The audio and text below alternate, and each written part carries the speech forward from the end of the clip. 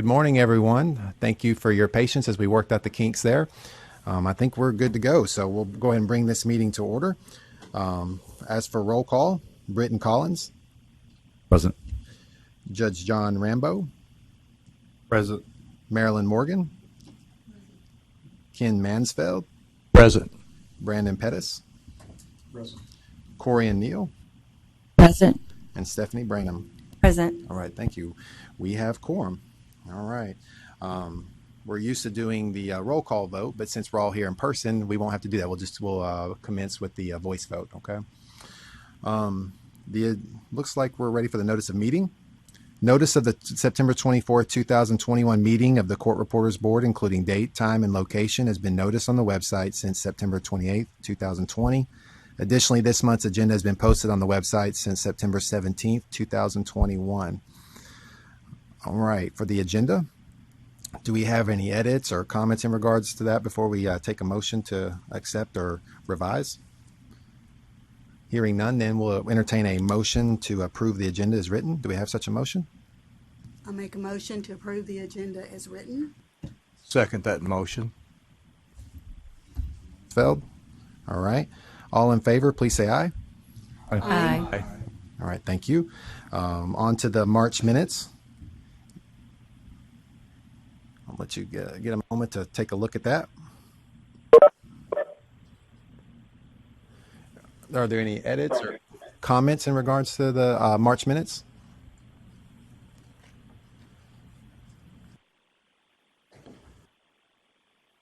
Collins, did you have any comments on? No, I was just going to move to approve the minutes. All right. If that's your motion, we can accept that then. Do we have a second? Mr. Pettis? All right. All in favor, please say aye. Aye. All right. Thank you very much.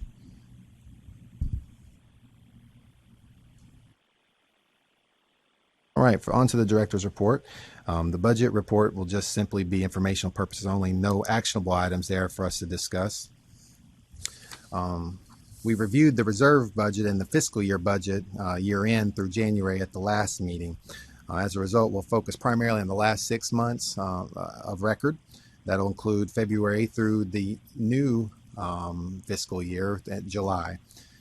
As you know, this is a non-renewal year, so we'll run in the red until next year.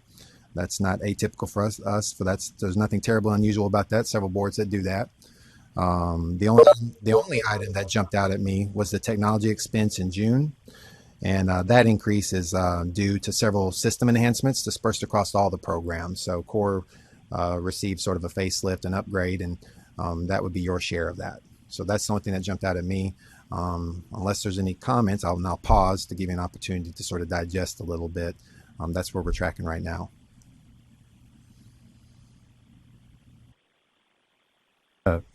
And on the revenue side, even though we're in a non-renewal year, are we getting any new reporters? We're seeing some come through, and we're seeing quite a few from Reciprocity. That's one pipeline that we're seeing some of that, but also just new reporters. But that's sort of a slow trickle, but we are seeing some, so that's good. That's positive. Any other questions? Okay. I think we're ready to move on then to the meeting dates of 2022. Of course, with our board, we only have two, and if our business was to expand, then of course we could add more. But right now, two seems to be sufficient. Let's take a look at those dates. All right, those meeting dates are March 25th and September 30th. Basically, just following the same pattern we've done past few years. Unless there's any adjustments or comments or edits there, we can entertain a motion to approve those. Yes, sir. You could adjust the September 30th date. There are a couple weeks after. Certainly can. Get the calendar right quick. Stuck with Friday, it'd be the 16th of September or October the 14th. Okay. Either one's fine. Those dates, I believe, are available. I'm just going off the top of my head, but I'll let everyone sort of take a look at their calendars then, and then we'll kick those around.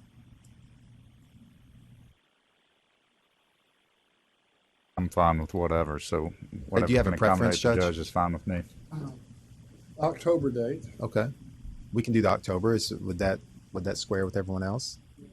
Good with me. Okay. Thank you all so October. much. Right. So we're going to revise that to March 25th and October 14th. All right. Now we'll just need a motion to that effect then to approve those two dates. Do we have such a motion? All right. Thank you, Judge. Do we have a second? We have a second from Mr. Mansfeld. All in favor, please say aye. Aye. Aye. All right. Thank you very much. On to application reviews. Give me just a second. Let me get there myself.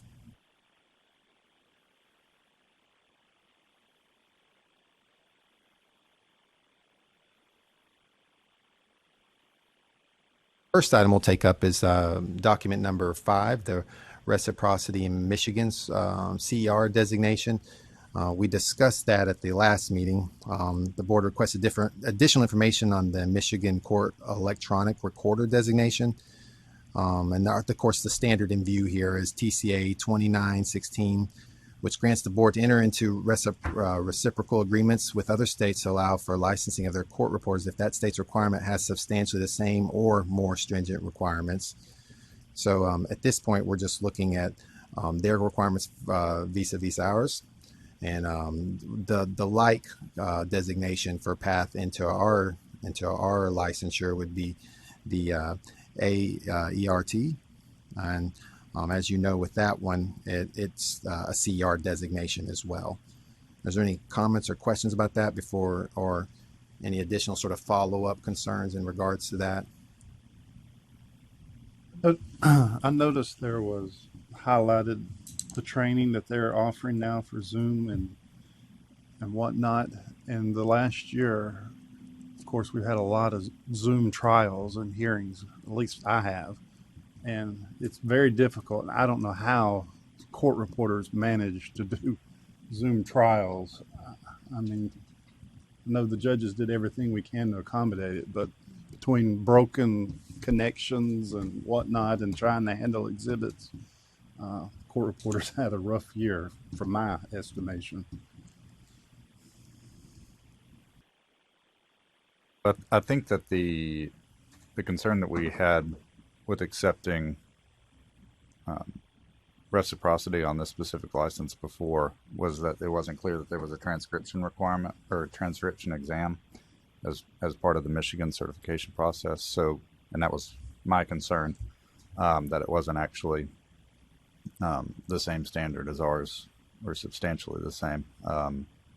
The follow-up that you did seems to satisfy that. So I no longer have any concerns about granting reciprocity on this particular license. Any other comments in that regard? Thank you, Mr. Collins. All right. I believe we can entertain a motion then to, yes, sir. Make the motion. All right. Thank you, Judge. We have a motion then to enter into that agreement for CER for Michigan. Do we have a second? We got a second from Mr. Pettis. All in favor, please say aye. Aye. Any opposed?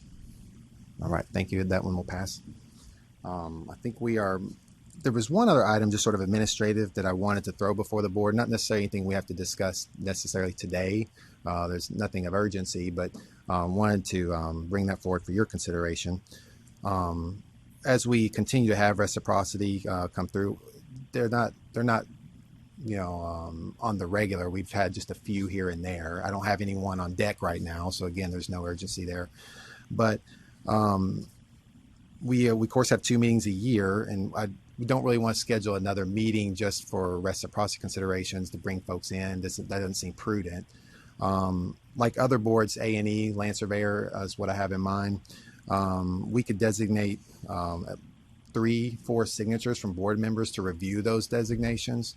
And then if they sign off on that, then we could grant that reciprocity. We would just send it to them in a secure portal like SharePoint or something like that and allow those. And then you could determine those terms. But, if quorum is 4, you could say if we have 4 signatures, that in effect, it would be the board deciding that they meet that standard.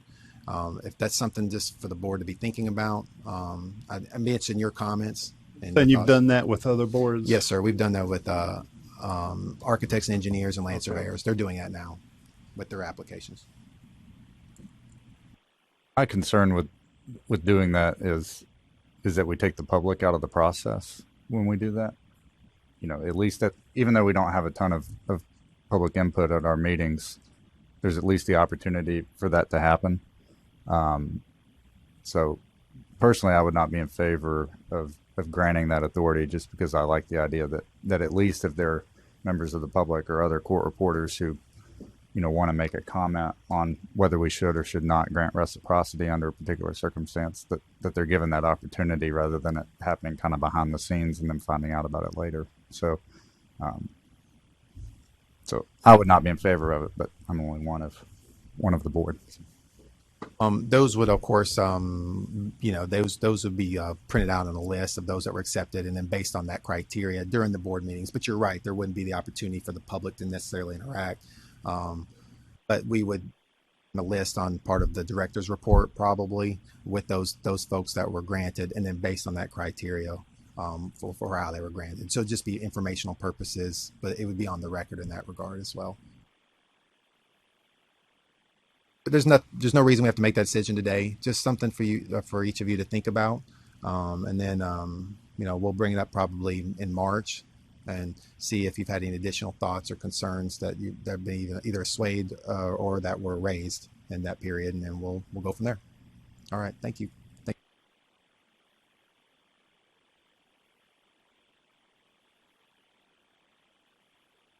Okay, I think we're ready for the legal portion of our agenda. The legal report, you.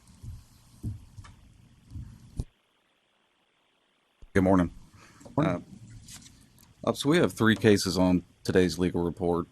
Would you like me to read those on the record first, or just? Okay. All up front to be great. Okay. Case number 1, 2021-014581. The recommendation is a letter of warning to notify a respondent that licensees are under a duty to provide information regarding services to be rendered to all parties and to make timely delivery of transcripts as part of their standards of professional conduct. Case number 2, 2021-052681. Recommendation here is twofold. I wanted to give the board the option here, either a letter of warning or authorization for a formal hearing or $250 civil penalty, just based on the facts of that complaint. Number 3 is 2021-05710. Recommendation there is closure. And if you have any questions, I'll be happy to answer those for you. Are we going to take these up separately? Yes, sir. We'll do that. Okay. Mm-hmm. On 2, I have a question. I know that a letter of warning or even a civil penalty wouldn't require what the Tennessee Code annotated requires for a license renewal. They have to have proof of having 2 continuing education credits. It's not casting aspersions on anyone here, but it would be a lot cheaper for all of us to say that we've lost our proof or the dog ate it and pay the $250 than it would be to get the actual credits. And just a point of interest here, because it does require this in order to renew a license. I've got a similar concern about that one, of just kind of the precedent that it sets.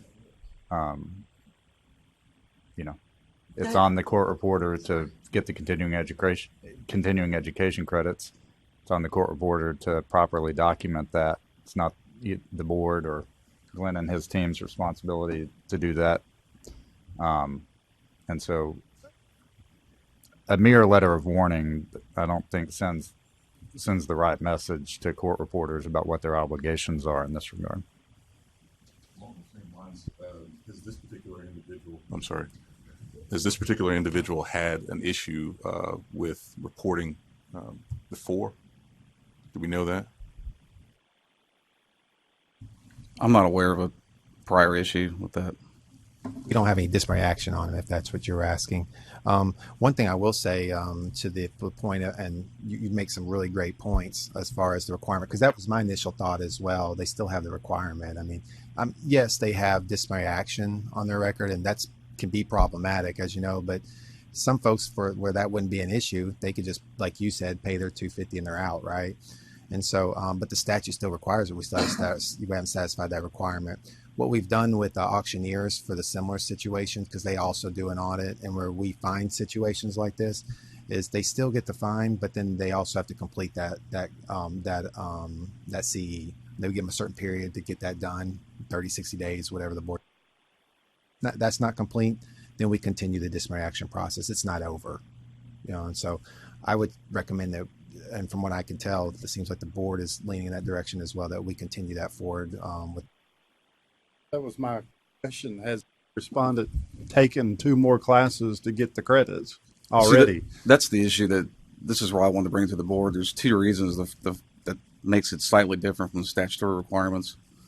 Number one is based on the face of the complaint and the facts of the complaint. She is saying that she completed the requirements. She just has lost the proof of it. So administratively, our hands are tied in terms of how to prove it, because that's not really clear in terms of the agreed citation schedule for this board and our process here at the department. So that's the one issue that makes it slightly different from a normal complaint, for lack of having the continuing education requirements. And number 2 is just, so we have the agreed citation schedule that this board approved last year. It's almost a year ago. It's hard to believe. So that agreed citation schedule does recommend a $250 civil penalty. However, it doesn't require the board to go with that recommendation. It doesn't preclude them from variance in any particular circumstances. So that's really the only reason I want to bring it to the board. The decision is yours. I just wanted to make those points known. How about if they showed proof that they had paid for the continuing education classes? They would have to have some kind of documentation they could go back and find where they paid for the continuing education, and maybe get a statement from those who provided it that they did attend and they did complete, and here's payment to prove that they did. I'm just trying to be as generous as I can be, but something like that might go a long way, I would think. I think I could request proof, like additional facts, and see if anything comes from that. And if nothing, we can move forward with the civil penalty.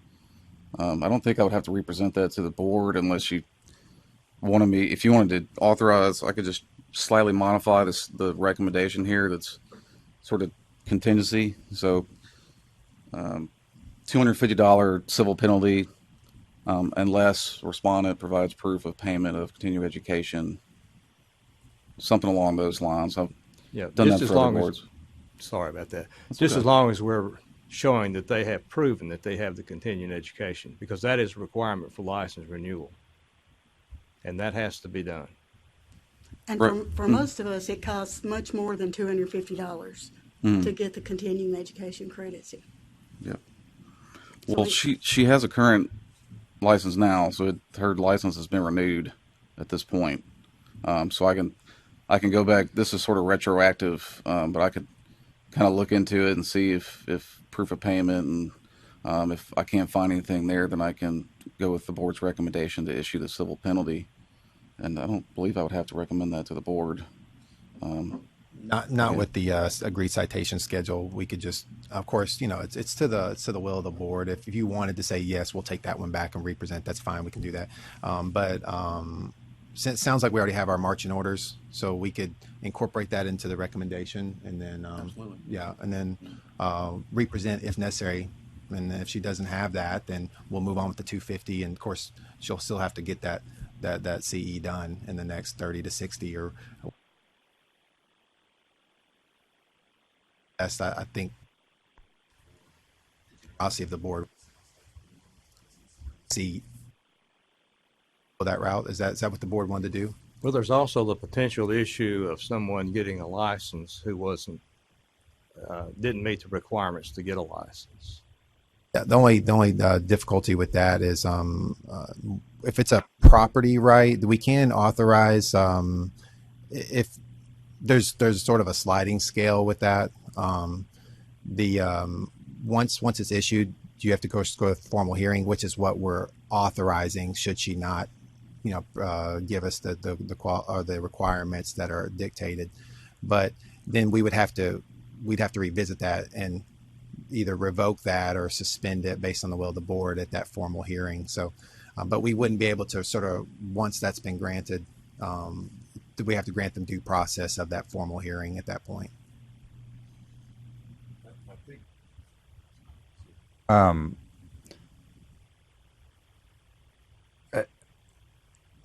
Maybe I'm misunderstanding that, but I think Ken's more just concerned, how did she get renewed administratively without having any proof of having presented any proof to the board of having completed the continuing education. I think that was more.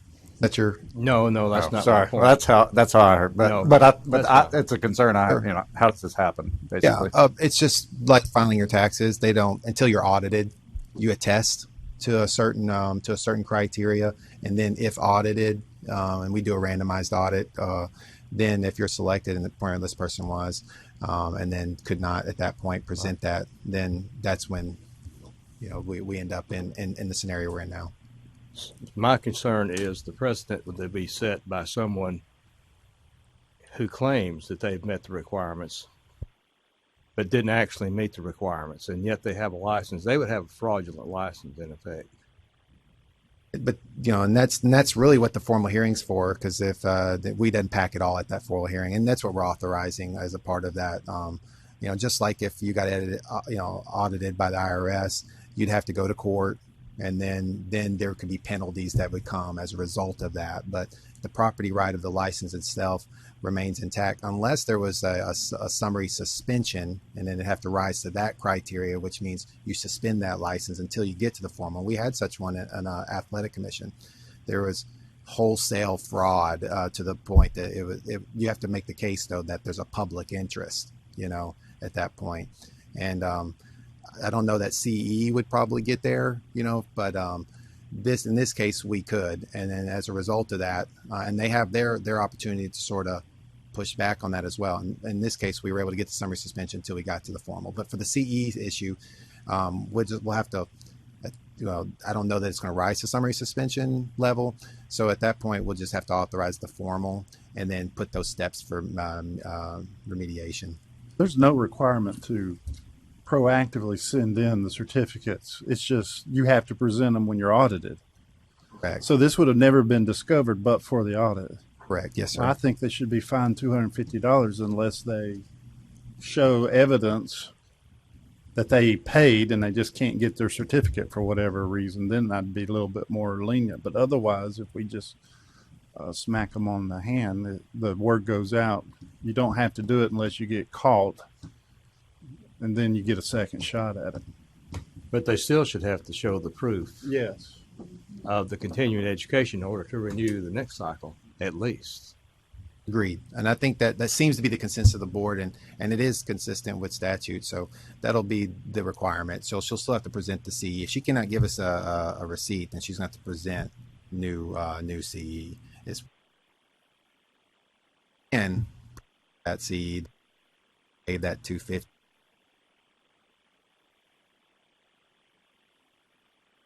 Right now, I think that seems to be the consensus of the board. And if that is, and I'm not misinterpreting, then we'll just need a motion in that regard. And we'll just go ahead and pick this one out while we're here, so we're not trying to remember that motion. That is because at this point, I may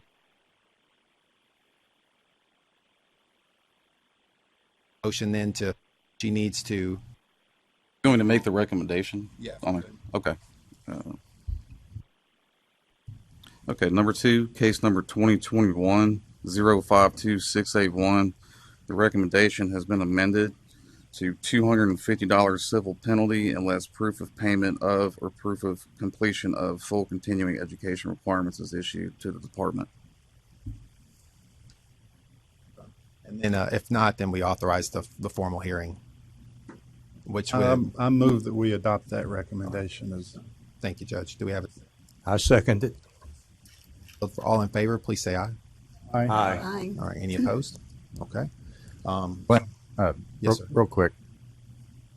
How difficult, I know it would create some additional paperwork, but how difficult would it be to just change the renewal process to require, submission of either a certificate or a receipt, because like, the lawyers, we have to do that with the BPR, when we're submitting our continuing education, we've got to demonstrate proof and submit that to the BPR in order to be credited, or the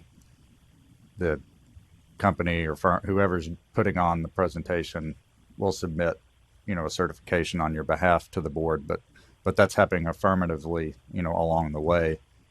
Sounds like that's not happening on our side, and I'm just wondering if it would be possible to do that so that we don't run into these issues and we don't have the potential of people kind of trying to skirt around it, and as we've indicated, then just hope they don't get caught. We used to do 100. I'm sorry. Go ahead. I was just going to say, historically, that is the way we did it. Mm-hmm. We showed our proof before license renewal. Right, and that's why I was it's changed. surprised that was not because I thought that was, It was. and that's why I didn't understand how this even happened in the first place. Yeah, I think the last, not just this renewal, but maybe the one before that, it was a few years ago that we went away from 100% audit, which is you show all your paperwork every single time, to this one. And we've done that with a lot of our boards, primarily for the efficiency of it, not just on staff. I mean, of course, that's certainly part of it. But the part of it, too, was we had a lot of folks that, as they're getting their paperwork together, would miss expiration dates and incur different additional fees. And now, obviously, court reporters or any professional for that matter should be more organized in that regard. I know where my stuff is. I keep a file for those type of things. When I file my taxes, I certainly know where my proofs are if should that ever happen. So, but we were running into a lot of that. So then there's a lot of back and forth, both with our customer service team and with our subject matter experts too, basically helping those folks get their files in order. And so we realized as a board then a couple cycles back that this would be a way to still create that deterrent. And just now you could always adjust the audit percentage. I think right now it's 10% of all audits if you wanted to do that. But that was the will of the board then after having that discussion. That's why we moved to that in the first place. One comment. As court reporters, we're required to have off-site storage of all our work products. I don't think it would be that much more to say that you have to have off-site storage of also your certifications and your continuing education. If that was something that we don't keep policies anymore, because we just do everything's done by rule now. So if it was to rise to an occasion that there was a rule that the board would be required in that regard, then that would have to, of course, be in congruence with the statute as well, and they'd have to go through all that whole process. So not to say that those aren't things that we can do. We would just have to put the feelers out there. If we increase the audit percentage and it went, say from 10 to 30%, I'm assuming we just incur additional administrative costs. We would. That would just get allocated to our board. Correct. From your general overhead. Right. I mean, so we could do that. Then again, but of course, proportionally, I think the reason why, because the land surveyors did this as well. So at auctioneers, they talked about, had this discussion. So it's not unique to the court reporters. And of course, court reporters did too. The 10%, I think they kicked around 20 at one point and then settled on, I think, 10 themselves. And so did auctioneers. Primarily because of the efficiency. They felt like that was a wide enough net to sampling to sort of, and it's randomized in the sense that you're going to get each renewal cycle. So in the course of someone's career, it's a pretty good chance you're going to get pulled on that audit at some point. So that's why they settled on that. Of course, there's, that would be to the board to decide. It doesn't have to stay there. I should know this, but I don't. I'm sorry. Does the renewal paperwork that they submit to your office, does it give any indication that there is an audit?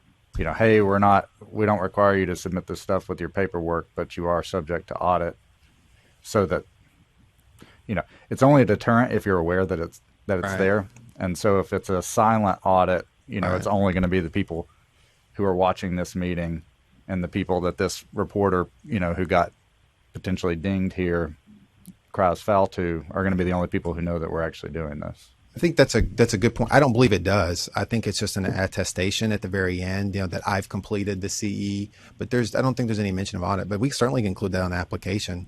Sort of just a reminder. Hey, before you hit that box, we actually do look at these. So that might be a good sort of reminder. I think something like that would be helpful.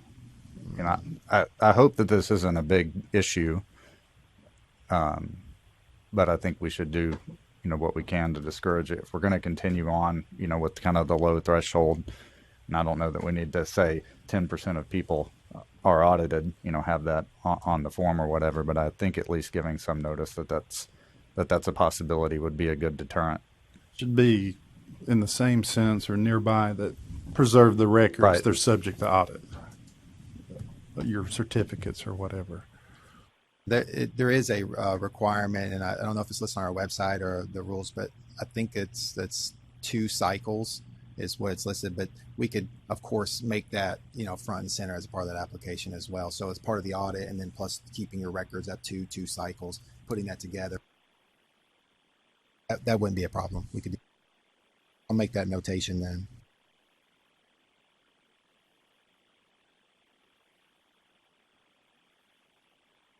This is the first time that we've had this come up since we've gone to audit, correct? I think this is our first cycle. I think we put our toe in the water because we did it before. I think 2 cycles back we were already talking about it, but I don't think we full on board implemented it until this cycle. Well, my thoughts were that if we start seeing more of these, then we're going to either have to increase the audit number or just start requiring everybody to file them. If you're keep turning up shortcomings like this. We can certainly track that. That's not difficult, so we can do that. Okay. All right. Great points. Thank you. I think we're back to the legal report then. We can start with, we've already taken care of 2, so we can just pick back up with 1, and then we'll hop over and go to 3. So any other questions on 1?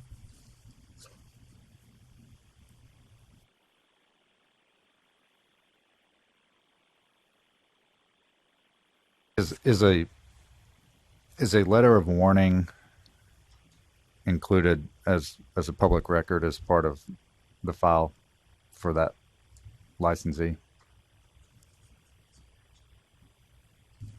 Yeah, it is. It's a disciplinary action, so it would be included in the public records request, that sort of thing. Okay. Mm-hmm.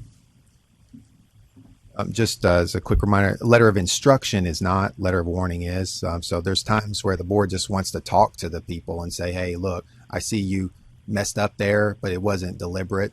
That was benign. And so the board just can give a letter of instruction, but letter of warning is disciplinary action. I make a motion we accept the recommendation. We have a motion to accept council's recommendation. Do we have a second? A second. We have a second from Ms. Branham. All in favor, please say aye. Aye. Aye. Any opposed? Okay. Number 3.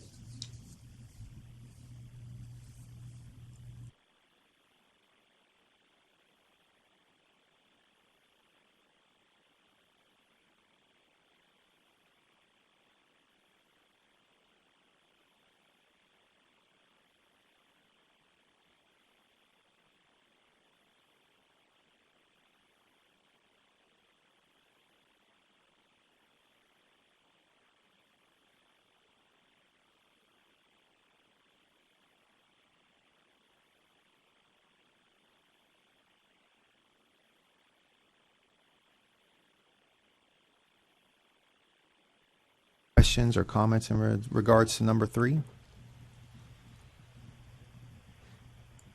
Move that we accept council's recommendation to close this complaint. Have a motion from Mr. Collins. Do we have a second? Second. Got a second from Ms. Morgan. All in favor, please say aye. Aye. Aye. Any opposed? All right, thank you. That's the legal report then. I think we're ready for laws update and rules amendment. While Hugh's going there, just to remind you, we had one change in the original packet. That was the shorthand being changed to unsubscribed. That was the effective date for that was July 1. And so there was a new public chapter that was released a few months ago, and then these rules that we're adding will be a part of that. So we'll need to vote on that to make it official, but these rules are just to get us in line with that public chapter that was signed into law. So go ahead, Dean. Basically, as Glenn said, these are a new rules, a set of rules that needs to be drafted here based on Public Chapter 0549, which deals with renewal licenses and the fees there. So if you look at the rule, it's essentially changing the rule and clarifying that if the initial license was held for less than a year, the renewal fee is going to be reduced by 50%. The other issue there is if it's a renewal of an initial license that has been held for less than a year, then the CE requirement is going to be waived for that year. And this is a new statute. So it required a rulemaking project to amend the rules just slightly, which you should have copies of the amended set of rules. If you don't, then we can get those. Can we make additional changes? Or we kind of, where are we in the process, in this rulemaking process? If there were other edits that we wanted to make in the rules, are we able to do that now, or are we outside that window? But, I mean, depending on what the change is, I can certainly look at it, and if it's inside the scope of the law, then we might be able to change some wording or something like that. But we should be able to change it. Well, so I won't play cat and mouse with it. I'll just come out and say, I have for a number of years been concerned about the amount of money that we have being too much, and have in the past mentioned my preference for reducing some of the license fees, and basically returning some of that money to the court reporters. We're amending the fee schedule, not the numbers here, but we're touching on the fee schedules here. And so I was just curious if now would be an appropriate time to discuss potentially changing the actual numbers in the fee schedule. I mean, we can do that, but if we're going to go through different, if we're going to touch on different license fees, then I may have to represent at the next meeting, depending on what the changes are. But I don't think it's impossible. Because these rules were propelled solely by the statutory change. So it's really about the reduction in fees and then the waiving of fees for that particular scenario.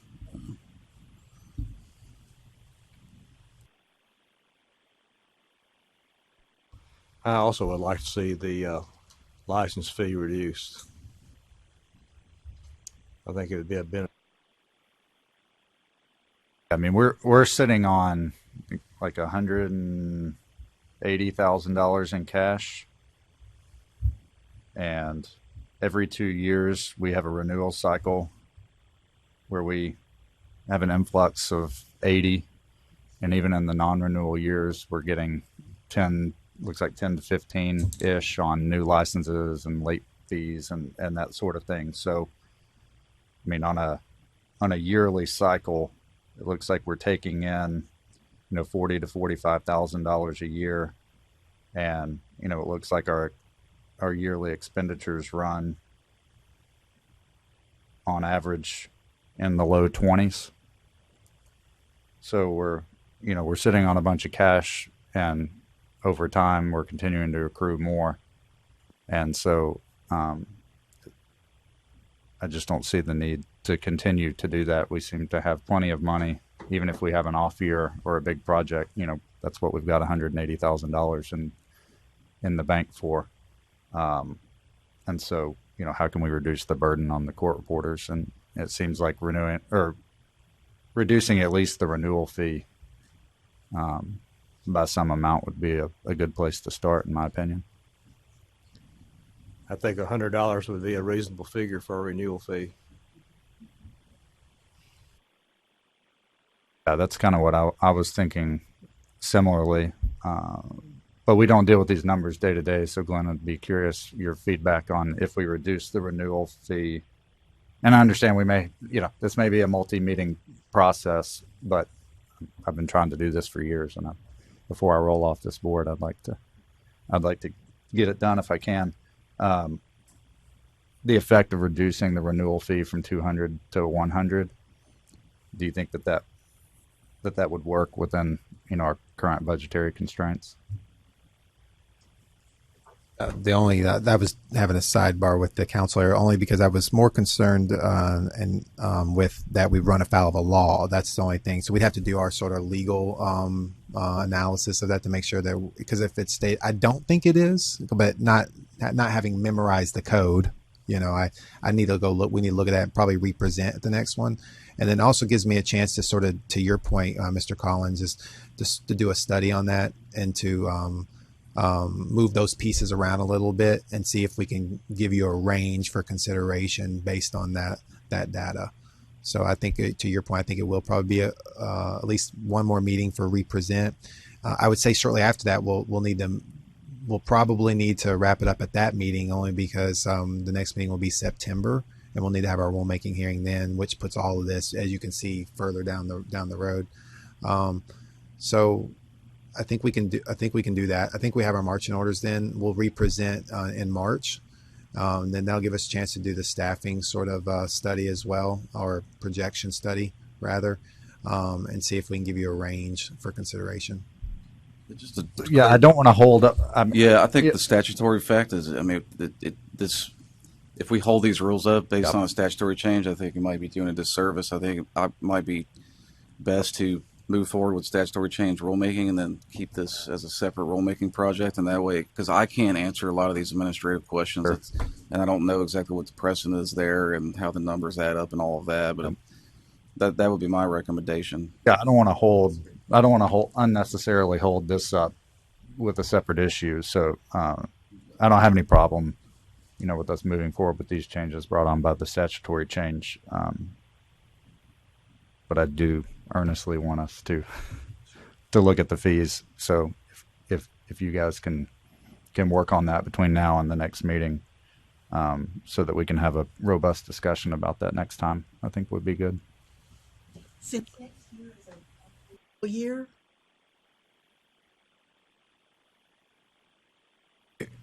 I don't think so.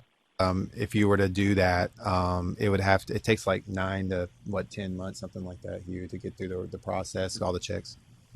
It sort of depends. The presentation of the board is sort of the second step after drafting the rules. So you draft a presentation, then after presentation, we have an entire internal process, and then it goes to the governor's office, then it goes to the attorney general's office, then you have electronic notifications and things like that. So it's sort of a long process. My understanding is you could hold an emergency meeting if you wanted to do something beforehand. Would it be within our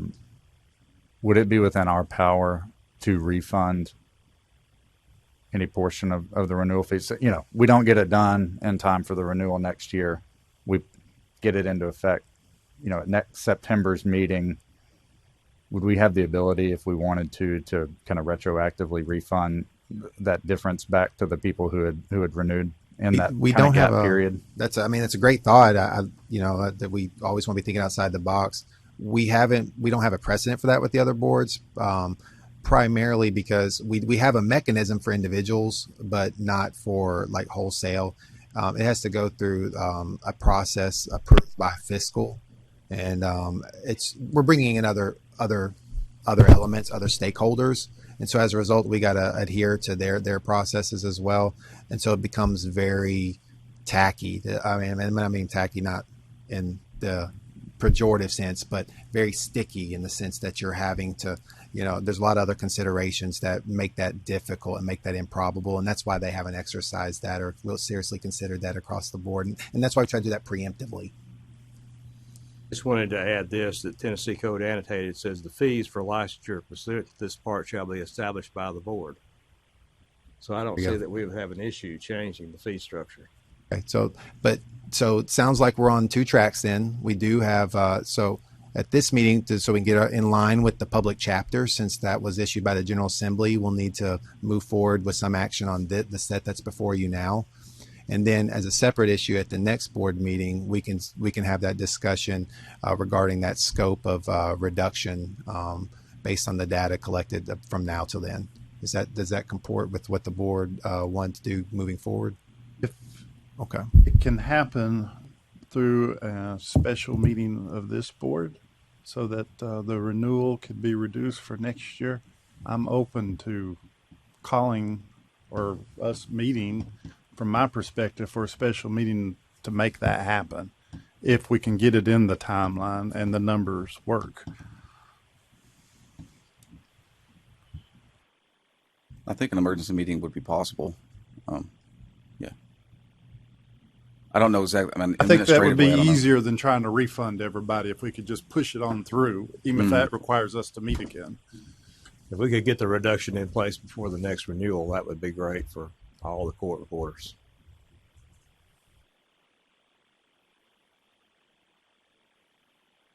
Yeah, so I guess, if you guys can just look into that, if that's possible, I guess would be an additional line item on that second track.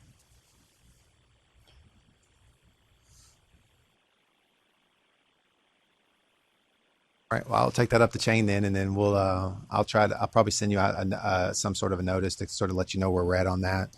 Of course, I'll blind copy each of you since that won't be noticed.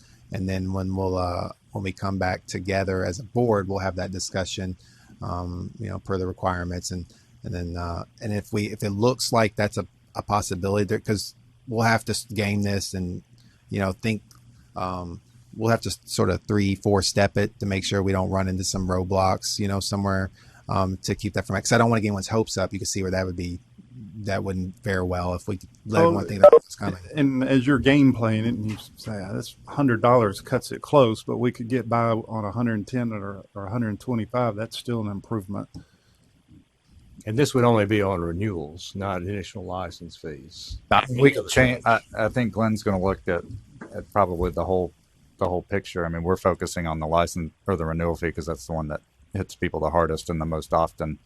But I guess, to the extent changes can be made to some of the other fees, I don't know how often those other fees are assessed to whether, there's any material benefit to changing those or not. But, as you dig the into renewals the numbers, or the bulk. yeah, if there are other fees that are higher than they need to be, we can look at that. I think most of the other ones have more like a deterrent effect to them, late fees and interest and things like that. So those are probably good where they are. I don't foresee that a refund being approved up the chain. I just don't see that happening. So I don't want to, give anyone any sort of notion that would be probable. Plus, there's just not a precedent for it. Not that discourages me if there's not a precedent, maybe we're the precedent, right? But I think the cause for why there's not a precedent is what makes me think that's probably not going to happen. It's not going to work out that way. But if there's enough runway where we could get that done, and then it could, if it's razor wire thin, then we could talk about it, try it, and then great. But if it looks like it's, what we'd have to, of course, message that as well. And if it looks like we run into some roadblocks there, then I'll let you be aware of those. We'll talk about all of that. But so we've got a little bit of homework to do, but at least it looks like we got a path forward. And at least I understand the will of the board more clearly on that regard. So, all right. So we'll be in touch. Still need a motion though to bring our rules in compliance with public chapter 549. And I think all the rules are just basically pulling the requirements of the statute over. I'll make that motion that we approve those. Do we have a second in that regard? I second it. Thank you, Mr. Mansfield. All in favor, please say aye. Aye. Any opposed? All right. Thank you. That's all we had on that one. And that the law is effective October 1. So, that's really that was really more of a formality anyway, since that's going to, law, of course, supersedes the rules, and that's effective October 1. So that's going to happen immediately. You'll see that. We're going to make those adjustments administratively. All right. I think we're ready then for new business. Is there any new business anyone would like to discuss? I have one issue. Court reporter talked to me a couple of weeks ago, and everybody's aware of this problem that's had for years, is court reporters collect their per diem. then they collect a charge for the transcription, and let's just say that there's two attorneys on each side. One attorney pays for the transcription. It's offered to the other attorney, who elects not to pay for the transcription, but then goes to the court file and photocopies it. Or sometimes their client will demand to review the transcript before they sign it, and the attorney photocopies the unsigned one, has them sign it, and send it back. So court reporters are not getting paid for their work product on that transcript. And our records in Tennessee are public, as they should be, and they should be available to be looked at when they're filed in the clerk's office, obviously. But it seems to me that there should be an exception for a period of time to making photocopies for the litigants or the parties who have elected not to pay for the transcript. That should be an exception. That, I think, would take a statutory change, but if we had something in place, even if it was 6 months, that once it's filed in the clerk's office, the parties, litigants, or anybody cannot make a photocopy of that without permission of the court reporter. Even if it's just a small window, I think that would get us past a lot of those problems where people are trying to avoid payment by taking advantage of the Public Records Act. Any statutory requirements? The department will, and we're coming upon a legislative session here soon, the turn of the year. We can submit departmental bills for consideration, and that would certainly qualify. That'd be one of those things that we would say, the board has recommended that this is something that they would like to see in place.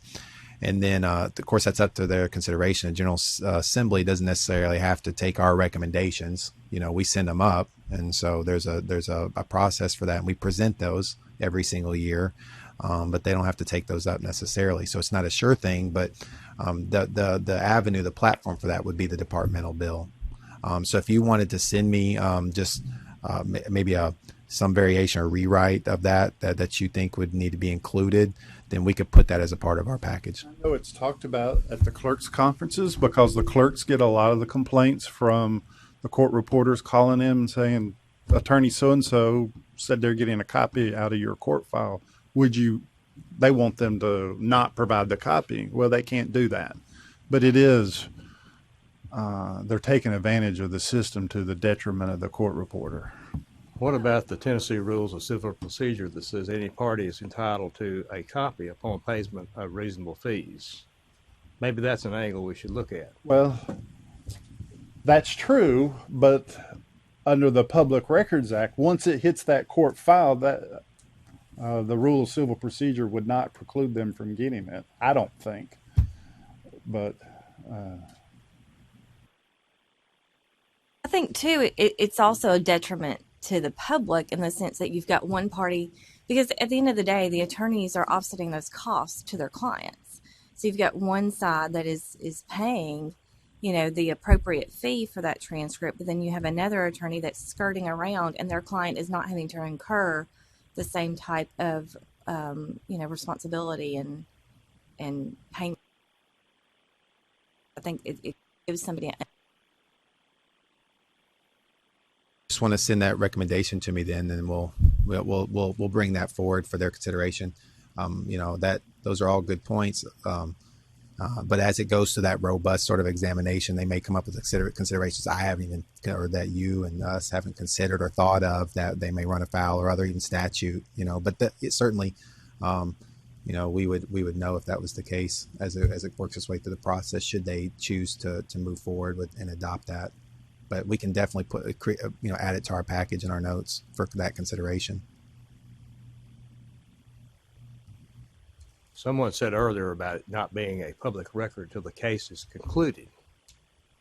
What about during the pendency of the case? It's not a public record. It's still an active, ongoing case, and the rules of civil procedure apply. it would be, even if you could just put down a court order that it's sealed unless they pay for the transcript. but the law does not favor sealing any type of court record. It has to be extraordinary Yeah, circumstance. we're getting into very dangerous territory here. It sounds like we got a path forward then that's definitely worth the discussion which we had, and as you sort of iron that out and come to some conclusions, you can send those to us, and then we can, of course, take that under advisement and consideration and make sure it works through the process. All right. Any other comments or questions? When discuss this a little bit. The Zoom depositions we're having. I know of a couple of cases in California that reporters have lost their license. Okay. Because the transcript was not accurate, because you can't take down this mumbling and speaking over each other, and it's very difficult for court reporters. Anybody have any suggestions on how we can protect ourselves? How we can approach the problem?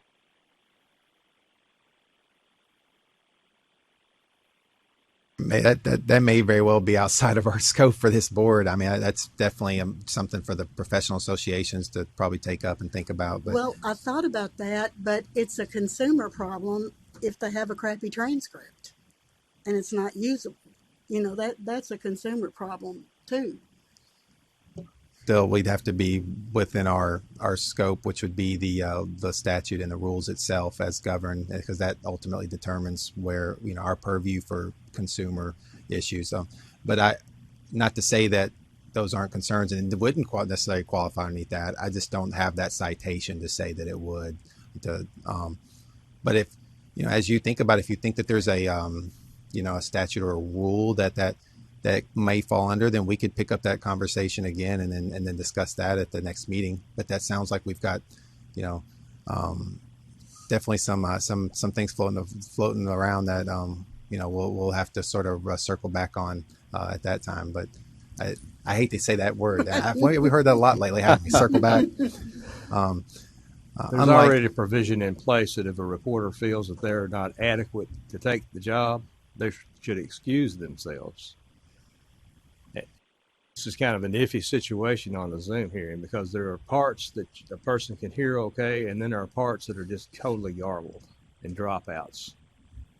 And I think usually if a reporter will note that there's a technical dropout, garble, and then try to clarify the record the best they can, that's one way to address it.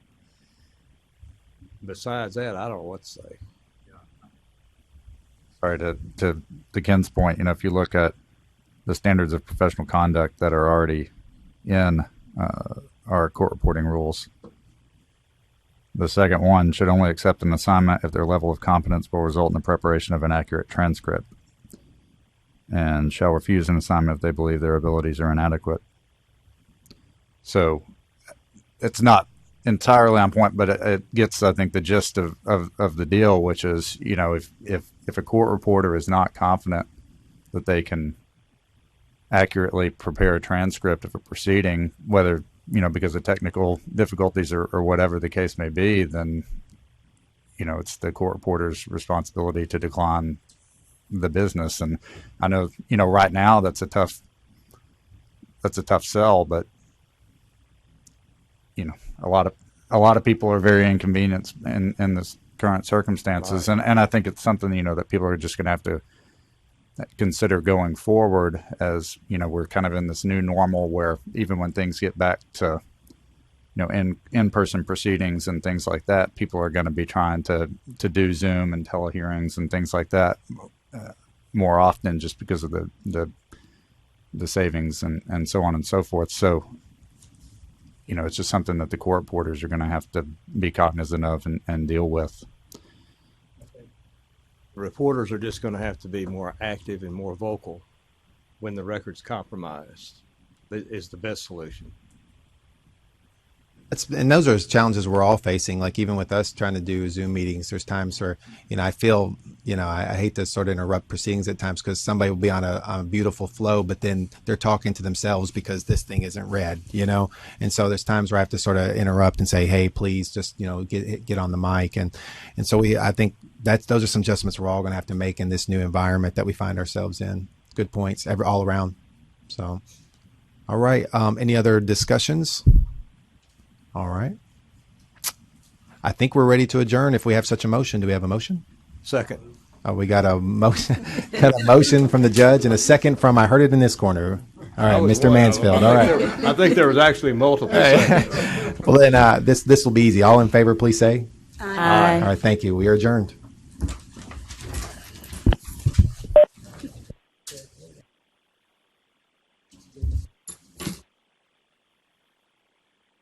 Right behind. Thanks for using WebEx.